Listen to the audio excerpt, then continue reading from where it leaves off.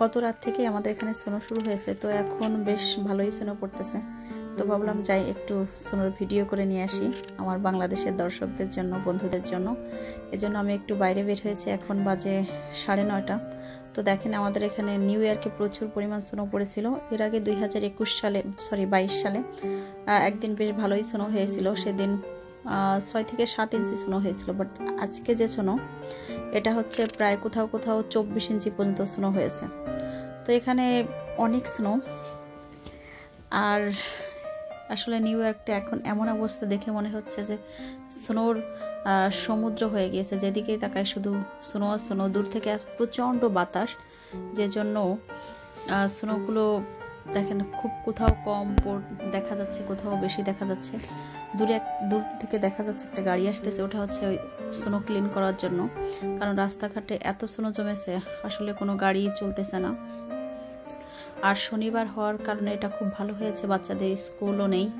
বাচ্চাদের স্কুল থাকলে হয়তো বা বন্ধ হয়ে যেত, কারণ এত পরিমাণ স্নো, এতটাই স্নো পড়তেছে। আমি আপনাদের দেখাই, দেখেন আমার জ্যাকেটের উপরে খুব দেখলেই বুঝতে পারতেন যে কী পরিমাণ স্নো হয়েছে। স্নোর মাত্রাটা খুবই বেশি। আর আসলে স্নোটা আমরা খুব এনজয় করি। তো স্নো দেখে আসার পর আমি সকালে আজকে রান্না করেছিলাম, যেহেতু স্নো হচ্ছে ভাবলাম যে একটু অন্য কিছু রান্না করি। তো আজকে আমি রান্না করেছিলাম খুদের ভাত। এটা বাংলাদেশের খুদ না, এটা হচ্ছে বাসায় নিচে তৈরি করা খুদ, আর কিছু সবজি। তো মাশাআল্লাহ খেতে অনেক মজা হয়েছিল। তো খাওয়া দাওয়ার পর বাচ্চারা বায়না ধরছে তাদের নিয়ে বাইরে বের হতে হবে, স্নো দেখবে তারা। স্নো পড়া মানেই তাদের অন্যরকম আনন্দ। তিনজনেই রেডি, প্রচুর পরিমাণ জামা কাপড় পরেছে তারা। কারণ স্নোতে যেহেতু যাবে, দেখেন স্নোতে যে তারা করেটা কি, ওদেরই আসলে খুব মজা। স্নো হলে ওরা খুবই আনন্দ পায়। স্নোর ভিতরে মনে হচ্ছে গোসল করতেছে, মানহাতও পড়ে যায় আর উঠতে পারতেছে না।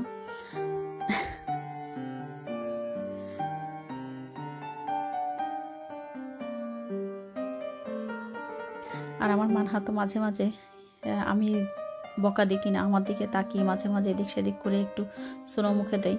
ও একটু প্রায় স্নো দেখলেই সে স্নো নিয়ে খেতে শুরু করে। মানহার সাথে মাঝে মাঝে রিদওয়ানও খেয়ে ফেলে স্নো। তো মানহাকে বেশি সময় আমি আর স্নোর ভিতর রাখিনি, ওকে 5-6 মিনিট রেখেই ঘরে দিয়ে দিয়েছি, কারণ ঠান্ডা লেগে যাবে। আর এদিকে রায়হান রিদওয়ানের বায়না, তারা আরও স্নো ধরবে, এই জন্য ওদের আমি আবার ব্যাকইয়ার্ডে নিয়ে এসেছি। ব্যাকইয়ার্ডে দেখেন কি পরিমাণ স্নো। আর রায়হান তো এসে শুয়েই পড়েছে স্নোর ভিতরে। সে নাকি এটা খুব মজা লাগে তার কাছে। আর রায়হানের দেখা দেখি, যেহেতু রায়হান শুয়ে পড়েছে, এবং রায়হানের দেখা দেখি রিদওয়ানও শুয়ে পড়েছিল। ওদের আসলে আনন্দের কোনো সীমা ছিল না। দেখেন আসলে ওদেরই মজা।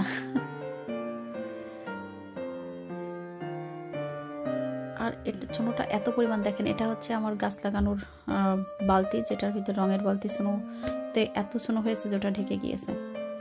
আর এটা হচ্ছে স্নোর পরের দিন, তার মানে হচ্ছে আজকের দিন। আজকে হচ্ছে রবিবার। তো স্নো খাওয়ার পর এখন রাস্তাঘাটের আমাদের এই অবস্থা। তারপরে মোটামুটি মাশাআল্লাহ আলহামদুলিল্লাহ আমরা সবাই ভালো আছি। আর যে যেখানে আছেন সবাই সুস্থ থাকেন, ভালো থাকেন, এটাই কামনা করি।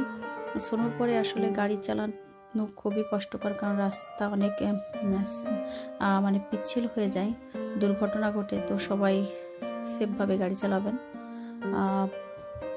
এখন আমি যখন এই ভিডিওটা করেছি, এটা হচ্ছে পড়ন্ত বিকাল, প্রায় 5টা বাজে।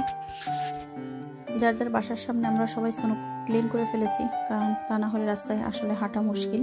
আর রাস্তায় সিটি থেকে গাড়ি এসে ক্লিন করে দিয়ে গেছে। আর এখানে দেখেন পাখিরা আছে দুটো, কয়েকটা পাখি। আসলে তো যেন কষ্ট হয় যে ঠান্ডার ভিতর, তারপরে আলহামদুলিল্লাহ আল্লাহ পাক ওদের অশেষ রহমত দিয়েছে, যে জন্য আসলে পাখিরা বেঁচে থাকে স্নোর ভিতরেও। দেখেন এতটা স্নো হয়েছে, দেখলে নিশ্চয়ই বুঝতে পারছেন। তো বন্ধুরা আজ পর্যন্ত, আল্লাহ হাফেজ।